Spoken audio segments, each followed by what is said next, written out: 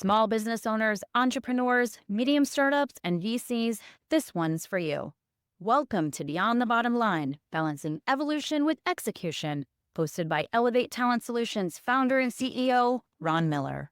Through Ron's own hard-won wisdom, along with an array of luminaries across the entrepreneurial ecosystem, you'll glean priceless wisdom that will help you see past the day-to-day grind and into the future where you can check off today's to-do list and achieve innovation and elevation to ensure your business is future-proof, fulfilling, and profitable. It's time for Beyond the Bottom Line, balancing evolution with execution. Take it away, Ron. Hey, and welcome back for another episode of Beyond the Bottom Line. So today I want to talk about authenticity and origin stories. And I'm going to start out by talking about a little bit of one of my favorite TV shows of all time. That's Ted Lasso. And for those of you that don't believe me or have never seen Ted Lasso or know my love of the show, like right here, if he's watching this, he's eating a mug. Ted Lasso, be a goldfish, right? It's a great line from the movie early on, but that's not the quote I want to start with today. It's a quote in one of the best written scenes I've ever seen in a show. And that is, be curious, not judgmental. To set the stage in the show at that point, Ted and, his team and the former owner, who's just a rich, cheating, horrible son of a bitch. And his ex-wife, who owns the team now that Ted works for, in a bar, the ex-husband and his girlfriend, they're just being abhorrent, throwing money around, boastful jackasses.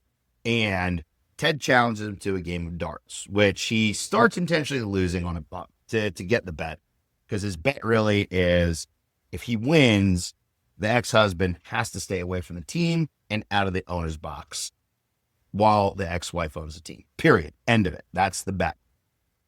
And the only question that this boastful dumbass asks is simply, do you like darts?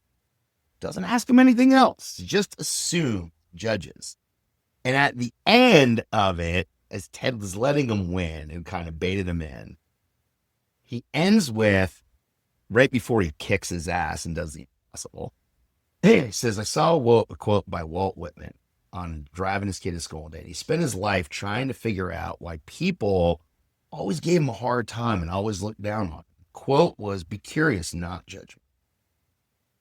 And if somebody had just taken a minute to be curious and he said, have you played a lot of darts, Ted? To which I would have answered, why, yes. Every Sunday from the time I was 10 to 16 with my father in the sports bar before he passed away. And with that, Ted closes out and kicks his ass and wins it.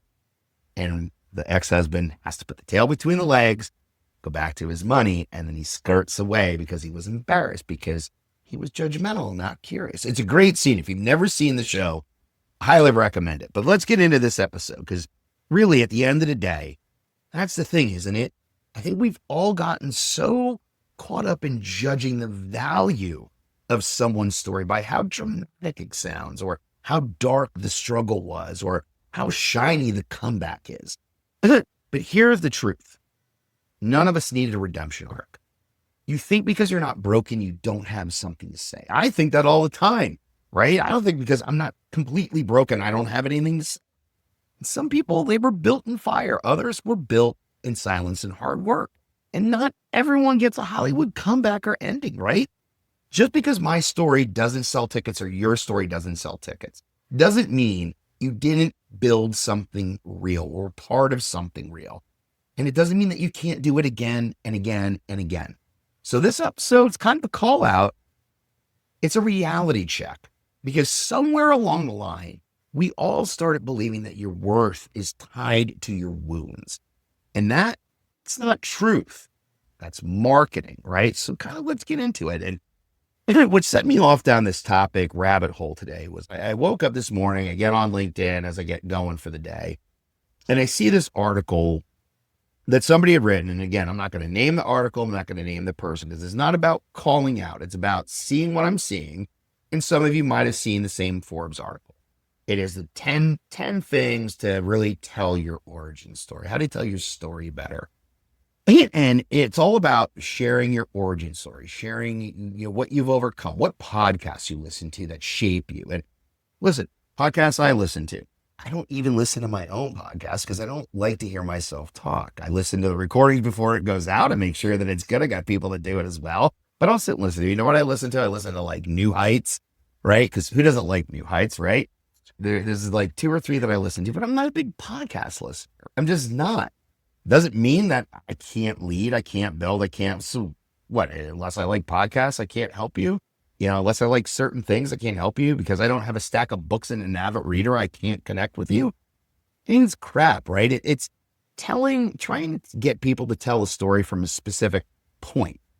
And that culture is getting performative, that tell your story. It's becoming so performative, right? Vulnerability isn't a strategy. It's a human experience. And the push to share your trauma, to connect, has become commodified, in my opinion. It's no longer about truth. It's about storytelling and traction. And the authenticity of individuals gets lost in that. You know what else gets lost in there? My voice, your voice, and our stories, right? So not everyone has overcome some major obstacle or tragedy or massive addiction or survived a firing squad or a landslide or, sold plasma to build their business as they lived in the back of a Winnebago down by the river, right? There's a lot of us out there that come from blue collar roots, stable upbringings, years of consistent work. And that is still a story. And, why quiet consistency shouldn't be dismissed as boring, right? My origin story came from a middle-class family. My dad was a blue collar worker, worked at Mack trucks for over 40 years, turned wrenches, worked in the tool crib, loved what he did, worked on the line, built trucks. He worked his ass off. And you know what he taught me? He taught me how to work my ass off. Because if you're going to get anywhere, you needed to work for it. There were no handouts. There were no gimmies. There was no passes. It was hard work. And I've lived that work ethic my entire life. I'm not the most talented individual in the world, right? We all know that. We're all not like sports stars, movie stars, best talkers, best this, best that, blah, blah, blah, blah. If we all were, the world would be boring. But there's so many of us that are in this middle that we feel like we don't have a voice because we didn't have some trauma that we can exploit to tell our great origin story that makes me worth working with. I think it's just bullshit, right? Because we've all worked our asses off in one way, shape, or form, regardless of who you are, where you've come from, or what you've done.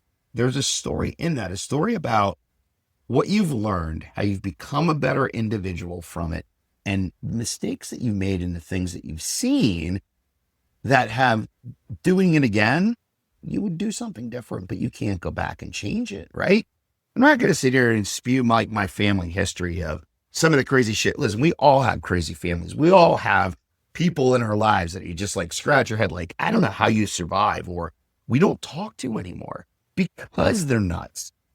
But I'm going to spew that out here to make me interesting, right? I mean, do I do you? I think it's crap. I don't need to spew any of that. I'm not going to sit here and yarn the tale of the leader I work for that had more NDAs, as compared to years of profitability leading an organization.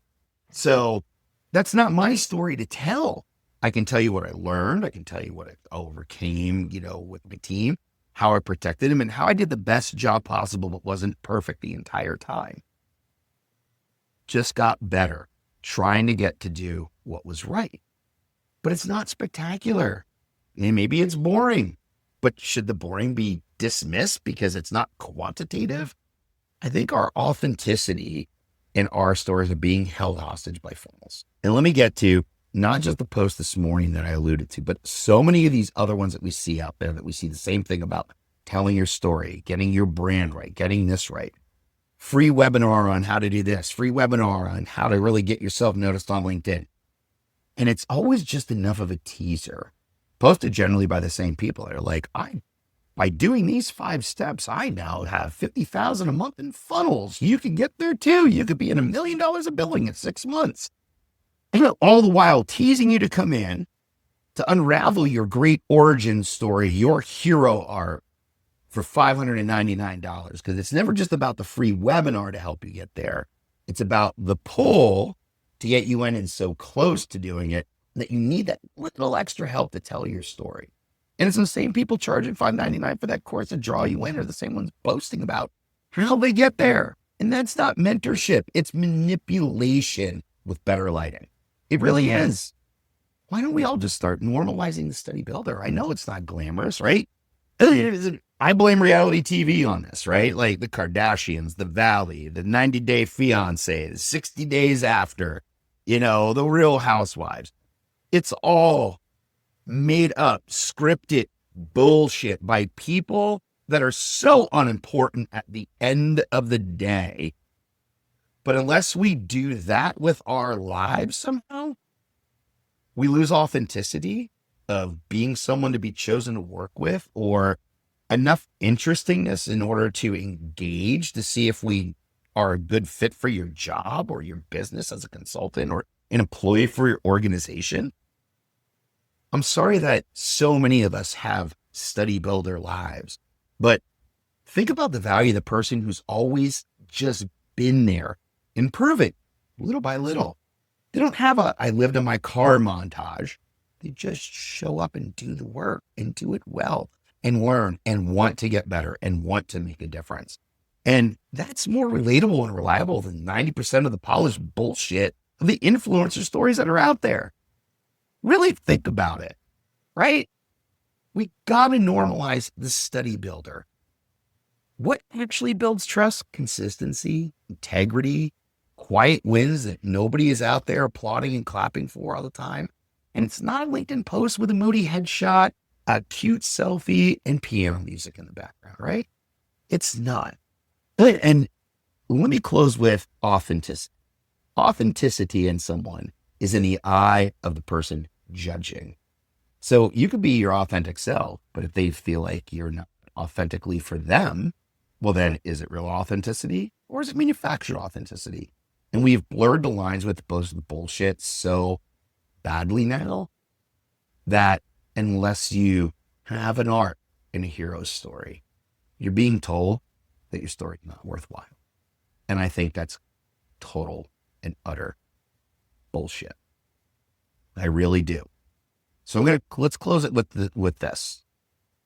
Captain Marvel, you don't have to prove anything to anybody but yourself. And so if you're sitting there thinking that your story isn't worth sharing because it doesn't have a plot twist or an arc, let me say this to you. You matter. Your voice matters. And your work, done in silence, done through repetition, done without applause, done by just showing up and working your ass off, has always mattered. You don't owe anyone a trauma reel. You don't have to cry on camera to be credible. And you damn sure do not need to pay someone $5.99 to find a story you're already living or to conjure up some type of connectable hero arc to grow yourself, your business, or to get a job. Because your story doesn't need to be a comeback. It just needs to be real. No fluff, no bullshit, just you. And you don't need to pay someone to get that. So that's it for this episode of Beyond the Bottom Line. I hope you enjoyed listening. And hey, drop a comment down there. Share your real story in your background. I'll be happy to share it and engage. I like to hear the realness that it's out there because I'm not built on bullshit. I'm built on blue collar myself. So I get it and I see you. You're not alone and neither am I.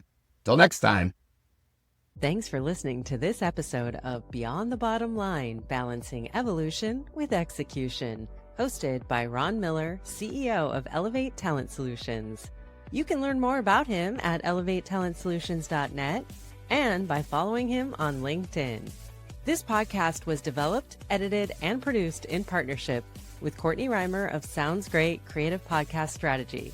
If you want to make a podcast or make your existing podcast even better, Courtney is here to help.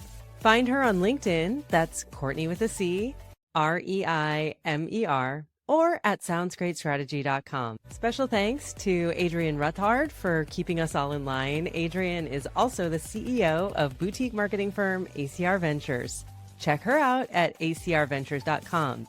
Be sure to hit that follow button, send us love letters and episode ideas at elevatetalentsolutions.net, and tune in next week.